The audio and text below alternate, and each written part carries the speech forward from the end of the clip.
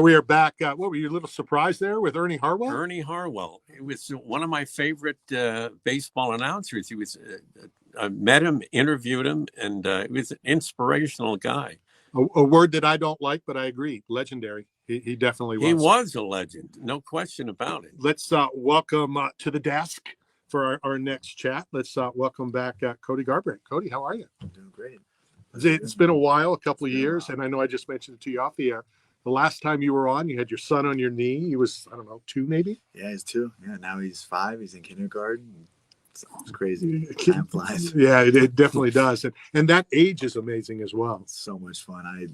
I let him pick him up from school, take him to school, pick him up. He has just the things that goes through his mind. He tells you and asks you about, like, very curious little boy. And I got him in wrestling, so he enjoys wrestling. But yeah, he's growing. It's great being a father. I truly enjoy it. It's amazing what they think of. And you're like, how did that happen? And I just told Dustin Jacoby this. So my 3-year-old granddaughter went back to daycare this morning. Okay. She's been in daycare. She says things that'll just blow your mind, right? So she tells me on Monday, they live down the street and we see them all the time. And she comes, she goes, Rara, I'm nervous about going back to daycare. Let's role play. I'm like, what? She goes, you be Nell and I'll be mommy. So I'm supposed to play the nervous one, right? So she's having me do this. And then she's like, no, everything will be fine, Nell. It'll be fine.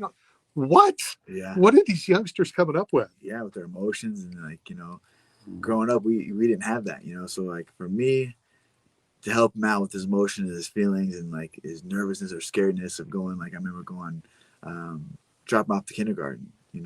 This year, he went to the same school last year, preschool, but they let you walk him in.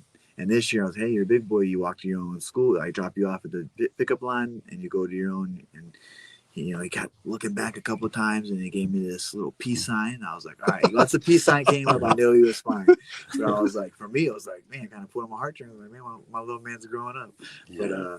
But, he's developed so much as a child, 5 years old, like you said, you understand she's 3 and she's doing that, what they say and their emotions and what they think about. It's unreal. How has that changed your life? The person, that you were to the person you are now. It has changed me a lot as far as, I can't be as selfish, the sport, you have to be selfish, but, when you have a child, like he needs my attention, he needs my love, he needs my, my advice, anything that I can do for him to help him out, be a better version of me, I'm willing to do and wanting to do. So definitely, it makes me realize the things that I say and do all have consequences, that will be in the future.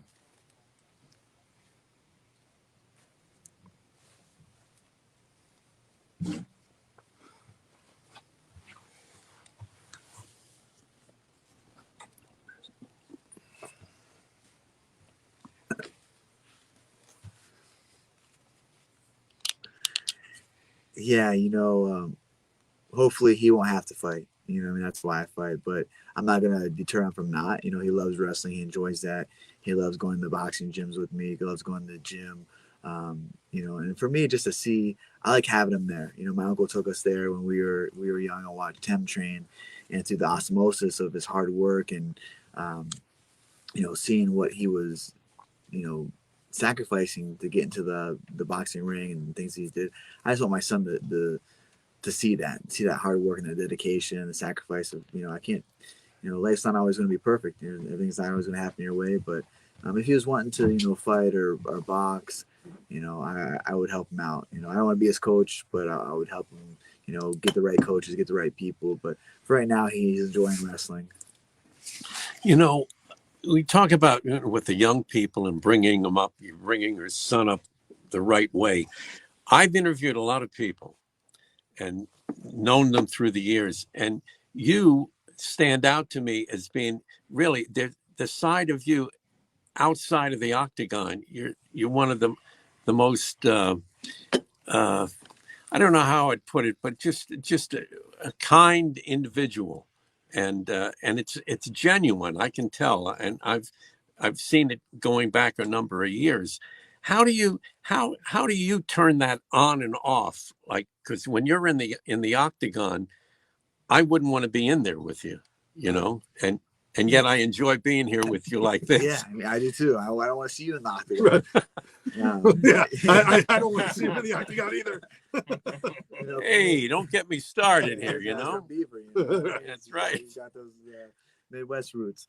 But, you know, for me, I believe that I come from humble beginnings. You know what I mean? Like, to always be humble. You know, there's always someone out there that's better than you, and it's going to give you a run for your money. So for me, it's about being humble, be balanced. But when it's time to go in there and you have another man that's trying to, you know, hurt you and take money off your plate for your family, you gotta switch your mentality as weeks leading up. You know, early on in camp, I'm fun and playful. I'm enjoying it. You know, as it gets closer and closer to the fight, of course anxiety and thoughts and things are gonna approach you where you have to, hey, believe in your training, believe in what you're doing, believe that you're putting everything into this, but know that you have to be ready to go on there and become a savage. You know, I mean, it's point blank. It's this is not a sport. I don't like that it's called a sport. I've never been in a sport where there's someone trying to kill you. I agree with you. You know, I've said that forever. I agree. It's not a sport. Like, I get it. They're trying to generalize it to the main public about being a sport, but it's not. You know, so we have to have those. I don't even know if you want to. What do you want to call it? Just to flip the switch. Like, I have to be able to, like, hey, I'm a professional fighter. I gotta have wear this cap today. Once I get out of the Octagon, all right, I got to put my business cap on because things might happen after the fight. With the win, you have opportunities. Okay, once I'm done, I'm driving home from my fight, I put my dad cap on. You know, I got to go back to being a father. So for me, it's just about realizing that I have to balance all these, you know, different personalities and not get stuck in I'm no love or I'm, you know, just, you know, when no love, it's time to be no love, it's time to be no love. And that's a small fraction of my life that I'm that no love person. And to be Cody, who I love, and I love to be around people and hear their stories and hopefully bring, you know, happiness to a lot of people in my life and vice versa, you know, so it's what I try to do. I know how important those stories are, you know, going back to before your time as an MMA fighter. I go back to, this is the longest running MMA show in the country. I was at UFC 11. I started covering at UFC. And we were fighting this all the time, you know, that everybody thought MMA fighters were thugs. Everybody thought that this is your life. This is how you are. And it's no, we're real people. You know, we have real families. This is just what we do for a living. And I think not only was it important back then to help legitimize the sport, I think it's important to continue to tell those stories for the same reason. I truly believe that too. I'm on the same page with you as that. You know, it's like we said earlier, it's not, I've never been in a sport where someone's trying to break your arm, knock you out, really, like, you know, do bodily harm to you. I mean, football, yeah, because you're trying to knock, you know, to tackle them and stuff like that. But this is a sport that's, you know, not for the weak. You know, you have to be mentally, physically, emotionally sound, you know, and gotta have a little luck in the sport too. You know, luck goes a long way. Sure. And in the right place, right time. Let me ask you this, because I have a problem with this, just, and I'll say it up front. You know, I'm a judge in the state of Florida, and I hate when fans or even teams are yelling, you know, break his arm or do this or do that. And that's not what this sport is about. And talk about that. Yeah, you know, I see a lot of that, you know, from a lot of coaches or teams that, you know, it's like, hey, we get it. You're going to go there and fight, but it's, you know, as barbaric and as, you know, violent as this sport is, it's still, you know, two humans in there that believe that they're, you know, really what are we fighting for? We're fighting for a better life. You know, at the end of the day, we're fighting to put food on the table. Some people have different, you know, things that motivate them. Maybe it's the win because they're going to the women, they're going to get the sponsorships, they're going to get this. You know, for me, it's I want to provide for my family. You know, that's what I want to do, and I put everything into heart and soul. So yeah, like though there are obviously bad apples in the sport that put that bad taste in people that are trying to become fans of MMA or mixed martial arts, but that's as the whole, you don't have too many of those. Yeah, you have a few, but you know, that's life. Nothing's going to be, you know, perfect. For sure. Final question, talk about Saturday night, returning into the Octagon. Your thoughts on your opponent and what can we all expect to see? I'm excited, you know, yeah, you look it. Yeah, great camp. You know, I mean, I'm just ready to get in there, you know, make this weight, go in there and just have fun. You know, that's it, you know.